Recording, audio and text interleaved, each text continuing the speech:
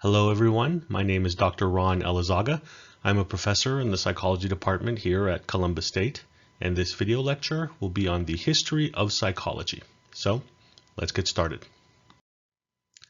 Now, before we get into the actual history of psychology, let's first define what psychology is. And as you can see here on the slide, psychology is defined as the science of behavior and mental processes. And so notice that the word science is highlighted because yes, psychology is indeed a science, just like chemistry, just like physics, except in psychology, it is a behavioral science. We're studying the science of essentially people and their behaviors and the mental processes behind those behaviors. So psychology is the science of behavior and mental processes.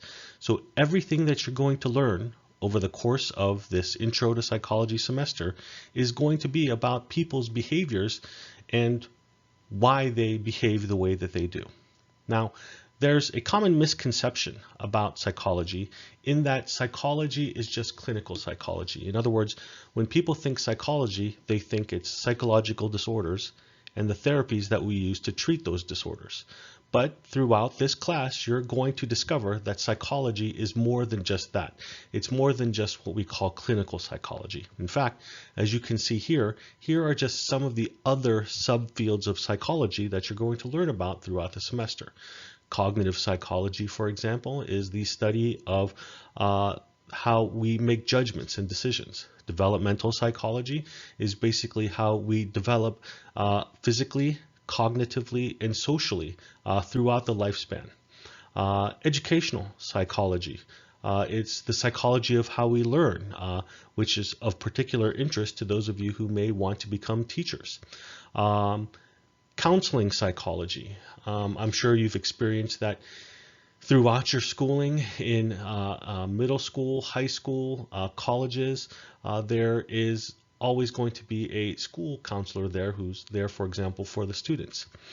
I'm not sure if you know what IO psychology is, but it stands for Industrial Organizational Psychology. And in general, these are psychologists that work with businesses to help them work more efficiently. Rehab psychologists, family psychologists, for those of you who like those Law and Order or SVU shows, there's the forensic psychologists. Sports psychology is a fairly new subfield of psychology over the last 40 to 50 years. Personality psychology is the study of why we are the way that we are. Social psychology is the study of how people interact with each other. And so there are many subfields of psychology, and not all have to do with psychological disorders and therapy. So that's, if anything, one of the first things that we want you to know about the field of psychology, that it's not just disorders and therapy. It is indeed part of psychology, but there are many, many more subfields of psychology that you're going to obviously learn about in this class. So now let's talk about the history of psychology. And it all begins basically in the early to mid 1800s. Now, at the time, psychology wasn't a very well respected science. In fact, it was often grouped with other what we call pseudosciences, or sciences that weren't established sciences. For example, tarot card reading, or palm reading, or astrology. And psychology was grouped with these other areas because it wasn't seen as a legitimate science. But one guy knew better, and his name is Wilhelm Wundt. That's how you pronounce his name, although I know that it begins with W's, but it's pronounced Wilhelm Wundt. And Wilhelm Wundt is often considered the father of psychology. Make sure you highlight that. Wilhelm Wundt is credited as the father of psychology. Why? Because, among other things, he established the first psychology lab because he knew that psychology was a legitimate science. And so the story goes, in order for psychology to be more respected amongst the sciences, he thought it would be best if he copied an already established science. And so he decided to copy chemistry. And he thought that in chemistry, what they do is they basically determine the structure of things. For example, water. What's the structure of water? Well, it's, as you know, 2 parts hydrogen, 1 part oxygen. And so he said, that's what we're going to do with psychology. Let's take psychological ideas and break them down into its different parts and establish the structure of psychological things.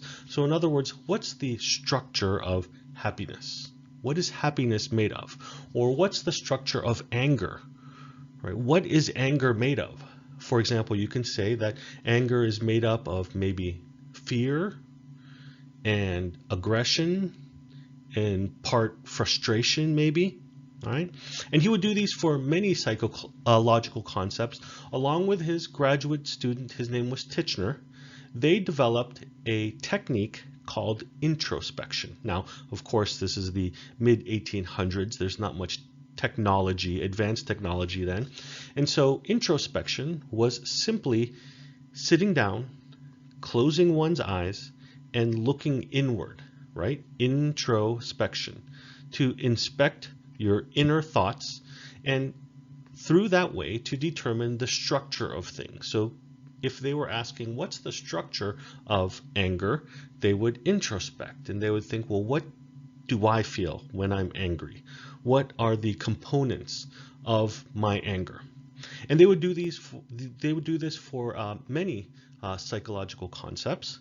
And so the era in which psychology began, where they were determining the structure of things, was obviously called structuralism. And that's how psychology began, the era of structuralism. And then years would go by and they basically shifted the focus away from the structure of things and asking, for example, what is the structure of anger? And instead moved their focus to, well, what's the function of things? For example, what's the function of anger? And so if psychology started first in the era of structuralism, then as the focus shifted, it moved to the era, obviously, of functionalism. And functionalism was when they were now focused with the function of psychological things. Why? Why do we get angry? What's the function of anger? What's the function of happiness? What's the function of love? That's a good question, right? And that's what they would do later on in the late 1800s and try to establish psychology now after determining the structure of things, then focusing on the function of things. Now, as we approached the early 1900s, psychology was, yes, trying to establish itself, but still has not been popularized or recognized as legitimate until somebody comes along and puts psychology on the map and makes it a trending topic. And I wonder if some of you can guess who that person is. It's the person that people often think of when they think of psychology, and that would be Sigmund Freud. Now, for those of you who don't know who Sigmund Freud is a very controversial person in the field of psychology. People either love him or hate him. And what he did was he came up with his idea called psychoanalysis in the early 1900s. And this idea was very controversial, and you're going to learn about it later on in this class. But for now, basically, he came up with this idea that we have a part of our mind that we don't even know is there. We have thoughts, feelings, memories, desires that we don't even know we have. And he called this the unconscious. And then he went on to say that your unconscious, even though you don't know you possess these thoughts and feelings and desires and memories, it still has a huge impact on your behavior. And he also was very famous for emphasizing childhood experiences influencing your adult personality. And as I said, you're going to talk about him in more detail later on in this class.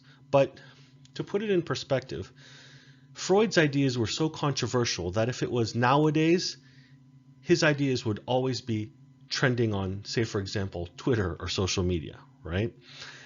It would always be something, hashtag Freud, hashtag psychoanalysis, hashtag the unconscious, right? It was those types of ideas that we call water cooler talk, where people would sometimes, hear what Freud would have to say and maybe just roll their eyes at his ideas, but in the same breath, they would go to other people and say, hey, did you hear what that guy Freud was talking about? Hey, did you hear about those ideas from that guy Freud? And it just became so popular. And people were like, well, what is this thing that he's talking about?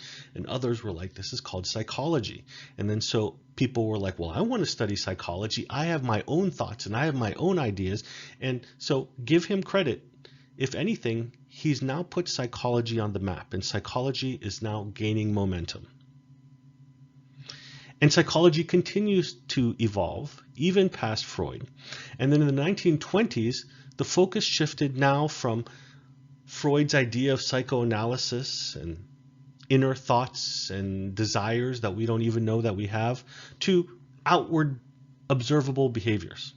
And of course, this era was called behaviorism, where the focus now is not on things that we can't see, like Freud would often hypothesize about, but instead now, in the 1920s, about things that we could see, such as people's overt, observable behavior. And guys that you'll hear about later in this class, like Ivan Pavlov, B.F. Skinner, Albert Bandura, were conducting research in the era of behaviorism. And this is where we learned about the ideas of how we learn, whether it be through something called classical conditioning, which is Pavlov, or operant conditioning, learning via rewards and punishment, which is B.F. Skinner, or simply learning by watching others, Albert Bandura. And so we are able to record people's behaviors and basically see what, if anything, they've learned. And this was during the era of behaviorism. And then fast forward to the 1960s, 1970s, where the focus shifted again to more positive psychology and about health and reaching your full potential. And in this new era, we called it humanistic psychology, which began also during the 60s and 70s, during the peace, love, and Woodstock era. And so what was being reflected in society was also being reflected within the field of psychology. And as I said, this is where the focus now was more on psychological health, growth, satisfying one's basic needs.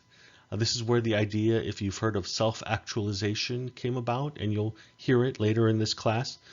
And psychologists such as Abraham Maslow and Carl Rogers were conducting research during this era of psychology called humanistic psychology.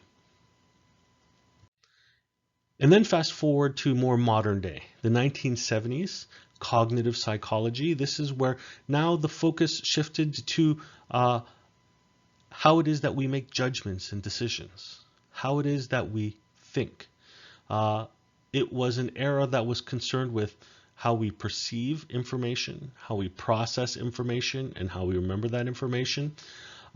This is when a lot of research in psychology was conducted on stereotyping and prejudice. What are people thinking? What goes through people's minds when they discriminate against others? All right, all of this research happened during the era of cognitive psychology. How is it that we make judgments and decisions? And then I would argue nowadays we're in a new era called biopsychology, often called cognitive neuroscience. And this is where we study the link between the brain and psychological processes. Thanks to advances in technology, now we have machines like brain scans, etc., that can actually observe the brain and the brain's activities during different psychological experiences. So I want you to kind of take a step back and think about how we began this lecture with, if you remember, the father of psychology, Wilhelm Wundt, and he was trying to investigate psychological processes like anger and happiness simply by, do you remember what the technique was where you look inwards? Introspection, you remember that? And where they would have to simply close their eyes and try to think about what's going on in the brain. Well, fast forward to present day where you can actually observe brain activity on a screen, right? As the person is experiencing anger or as the person is experiencing happiness. So if you think about it, it's actually pretty cool. Wilhelm Wundt would be so astonished right now to see how far psychology has come and how far it's evolved since the early to mid 1800s. And one more perspective in psychology that you should be aware of is the evolutionary perspective. Evolutionary psychology is this debate that you will constantly hear throughout different psychological topics about whether our behaviors are due to nature or is it due to nurture. Is it inherited or is it learned? And so many of the topics that we'll be discussing in this class we will be able to apply the evolutionary perspective or the nature-nurture debate. And so let me kind of summarize the history of psychology for you by telling you the story of the 6 blind men and the elephant. I'm not sure if any of you have heard this story before, but the story goes that there were 6 blind men walking through the wilderness one day, and they come across an elephant. And of course, because they're blind, they can't see the elephant, so they have to approach the elephant and investigate this animal through touch.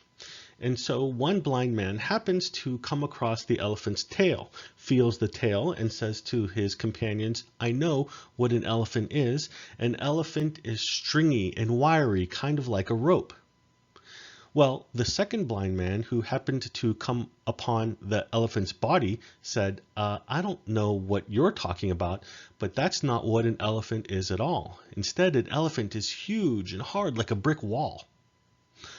Well, a third blind man happened to come across the elephant's legs and said, no, my friends, that's not what an elephant is. An elephant is tall and stumpy like a tree.